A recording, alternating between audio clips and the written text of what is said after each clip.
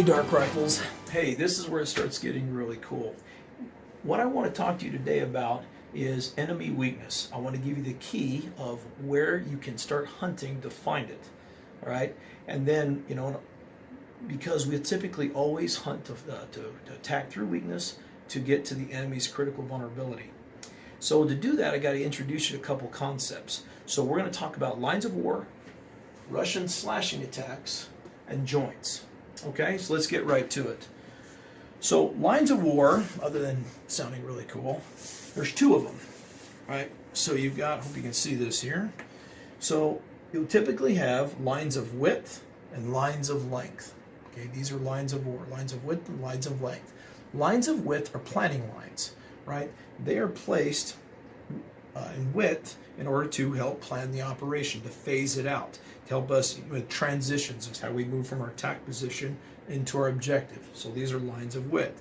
I'm sure you've heard some of these before, right? So, the first, as we move here from our attack position, the first line of width we typically have is our probable line of contact, where we think we're going to start making contact with the enemy. We also call that the forward line of troops. We draw a line. This is where we'll SP.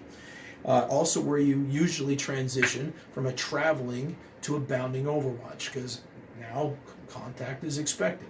As we move closer to our objective, the next phase line you'll usually have is the probable line of deployment.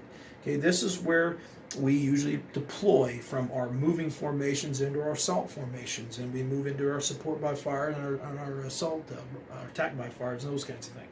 As we get closer, the next planning line is our final coordination line.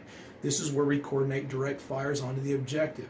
Then we assault our objective, and then our last, usual line of width is our limit of advance, where we stop.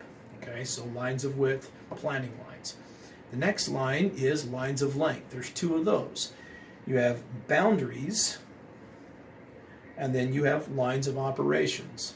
So now boundaries really is what they mean, right? So you have where one unit ends and the next unit begins. So if you see this line here and these two little hash marks, that means a battalion, right? So what that's saying is, in this area, this is a battalion's area of operation, and then up here would notionally be another battalion and another battalion here. So this is a boundary. One unit begins and one ends. The second line of length is a line of operation. What that is a direction or the way that you're moving from where you are the way to the objective. That line, a line of operation. Okay, so that's what lines of war are: lines of width and lines of length. Planning lines, boundaries, and lines of operations. Okay, so what? Well, so first thing I want you to understand is, when you guys get like graphics from, your platoon leader, your company commander, or even battalion, right? So a lot of times this is how this goes. People will get a map and they just start drawing lines, right? And then they'll start drawing lines in between that. Here's your planning lines and all that. Okay, first, understand, a lot of times people don't put a lot of thought in those lines. So the first thing I need you to do is, when you get a set of graphics from your platoon leader, company commander, battalion, be critical of those boundaries, right? Be critical of those lines. I'm going to show you why. And the best way to show you why is what they call a Russian slashing attack. Okay, so let's say we have, here's us, all right? Here's the enemy. So remember, lines of length, boundaries, and lines of operations. So the optimal use of a line of operation is when you're able to correspond it or line up your line of operation along with your opponent's boundary. The Russians call that a slashing attack. So in this example, let's say here's the Russians, and they will hunt to find our boundary. Once they found our boundary, then they'll send one force to fix us and keep us occupied. Then they'll send the preponderance of their force, everything they have, down our boundary, or their line of operation will go right down our boundary. This is key. They bypass the infantry, and then once they're passed in our rear area, then they turn in to attack our critical vulnerability, which is usually our logistics, our headquarters, and our artillery. And this is usually checkmate. So The optimal use of a line of operation is aligning your line of operation with your enemy's boundary. Okay?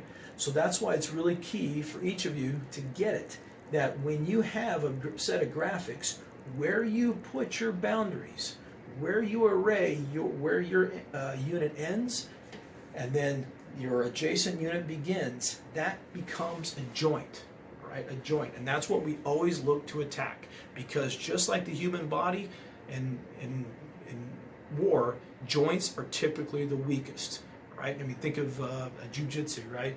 So in jiu-jitsu, that's the whole name of the game, is to put all your effort, all your force to attack somebody's joint, their elbows, their shoulder, their neck, their knee, and break it, thus lead to their defeat.